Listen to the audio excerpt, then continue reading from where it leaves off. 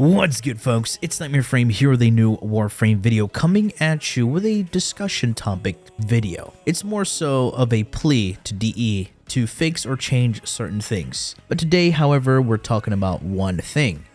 An ability. Eclipse. Everybody knows Eclipse. It's a big damage buff. But for those who don't know how it works, it's a weapon final damage multiplier. It does not affect your abilities. Only your weapon's damage. So whatever mods you put into it or whatever boon that is affecting your weapon will then be multiplied with Eclipse. That's pretty much it. And what makes it so powerful is that it has a higher damage ceiling than other damage buffs. So yes, it is way stronger than Roar when it comes to weapon damage buffs. However, it is not consistent. And this is what we're talking about here today. The buff itself requires you to be in light for you to get a damage buff. And if you step into the shade, you get a damage reduction buff. However, this light that you get, as you can see right now on my face, I'm getting some light from the right side and a little bit from the left side. You notice how the right side is slightly brighter than the left? Well, this light on me right now is going to give me a higher damage buff than the one on the left, because the light intensity also affects your damage output. Not only that, it's how much light is projected onto the Warframe also affects how much damage you get. Now here's a crucial setting that people actually need to have activated and disabled when you're using Eclipse. As I said, the lighting intensity and how much light is on the Warframe affects the damage. This also leads us to game settings. Settings that not everybody can do because they don't have a decent graphics card or a decent PC loadout. And some of them use console. Let's get into it. First, we're gonna check out the enhanced setting. So enhanced graphics gives us a more realistic approach when it comes to lighting, shadows, etc., exactly as it says right there in the setting. So we need this to be active. Secondly, we need to disable dynamic lighting. Now, why do we need to disable this? First, let's understand what dynamic lighting is. Dynamic lighting affects light interactivity with objects, offering a more realistic approach when light is being projected onto an object. And this also improves a better shadow projection, and not just a simple flat shadow I used to see in like older games. And this is why it hurts Eclipse, because you will get lights from different angles, blue light, red light, explosion light, and you will have harsh shadows.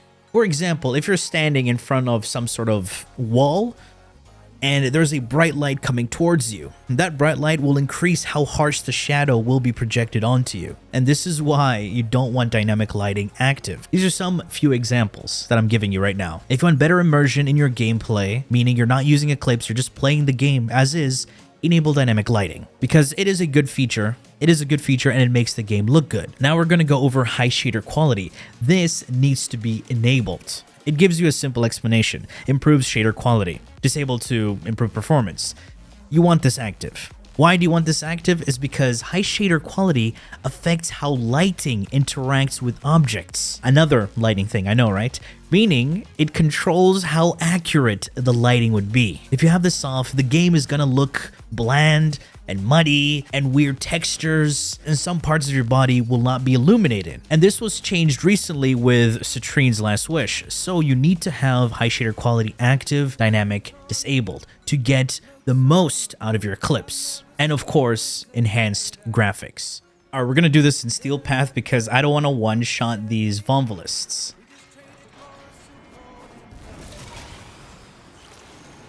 I'm gonna go outside, we spawn some Vomvelists, all right? 113. Now, let's see our damage. So we're dealing about 4K right there without Eclipse active. You notice? All right, we're gonna disable dynamic lighting and respawn these Voms. All right, we got the Voms again. I have dynamic disabled. 27K. And now we're going to disable high shader quality. And just to be safe, I'm going to go back to the orbiter just so it can reset the whole session, because sometimes these settings do bug out, Warframe things. As you notice, with high shader disabled, the game kind of looks dated. Textures look off. Now let's see how this affects our damage. Wow. Reducing the shader quality really messes up a lot of my textures and loads. I couldn't even get the Vonvolus to spawn because the FPS was just wonky. Let's just reload that instance. Alright, I got some Vonvolusts. Let's see our damage. Notice how we're only doing 16k now instead of 27k. The damage greatly decreased. Just by disabling a certain setting, you're going to lose out on damage. So hopefully DE decides to fix this, because this is quite sad. Now that you know how Eclipse affects you, depending on the light surroundings and where you need to be to get the optimal damage, or what setting you need to enable to get, of course, the optimal damage, there's a way you can actually snapshot that buff and carry it around with you, no matter where you stand, and that's using an invisible Warframe. I did showcase this in a short I released a while ago. You can go check that out. Something simple, but I will give you a detailed rundown.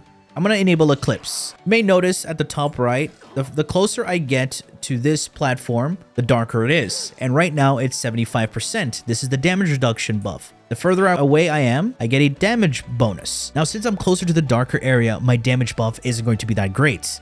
Let me demonstrate this. Dark area, we're dealing 10 damage. Moving away slowly.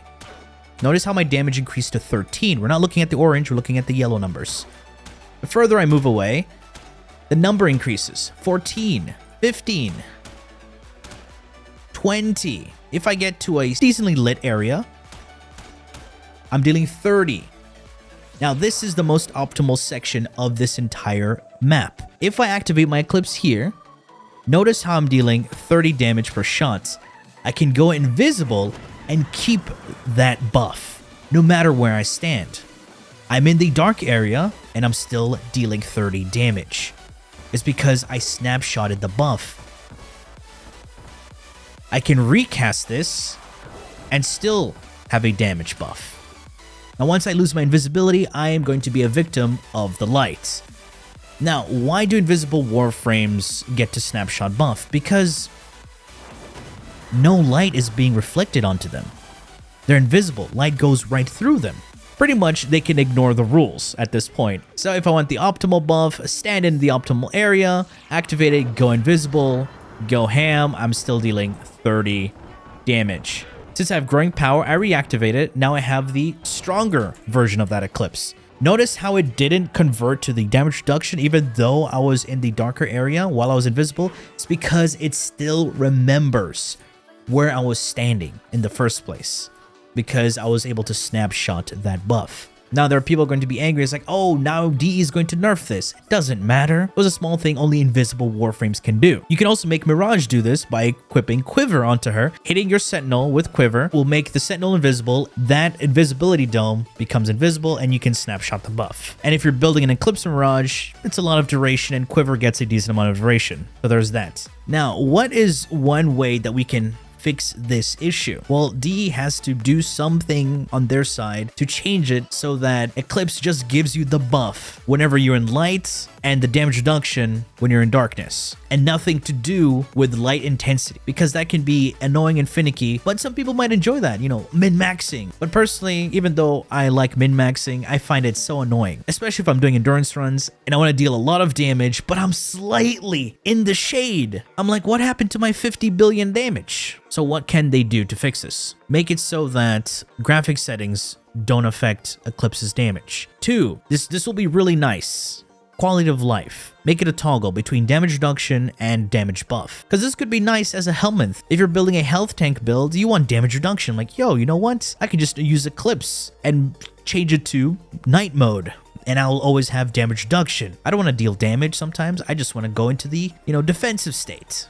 So that could be really nice. Trust me, I would like, a lot of people would love this. So yeah, hopefully DE sees this and does something about Eclipse. You know DE, right? Sometimes instead of fixing things, they end up nerfing things. It is what it is. But hopefully they do change Eclipse so it's more user-friendly. You know, press button and things happen. We don't have to go through hoops and loops just to make a simple thing work. Roar's simple. Press button, hey, damage buff. Make it so it's more brain dead to use. This is the Warframe community you're talking about. Alright folks, that has been it for me. Hope you've enjoyed this video and learned something new. And share it, because people need to see it. And then they finally realize, oh my god, that's why I wasn't doing that crazy bunch of gajillion damage that YouTuber showed me? Because he was using Eclipse and I wasn't getting that damage. Well, it's because of graphical settings. So yeah, this little thing definitely needs to be tweaked. Please feel free to leave a like, share, and subscribe for more Warframe content, streams, and so much more. Do refer to the description. Thanks for watching,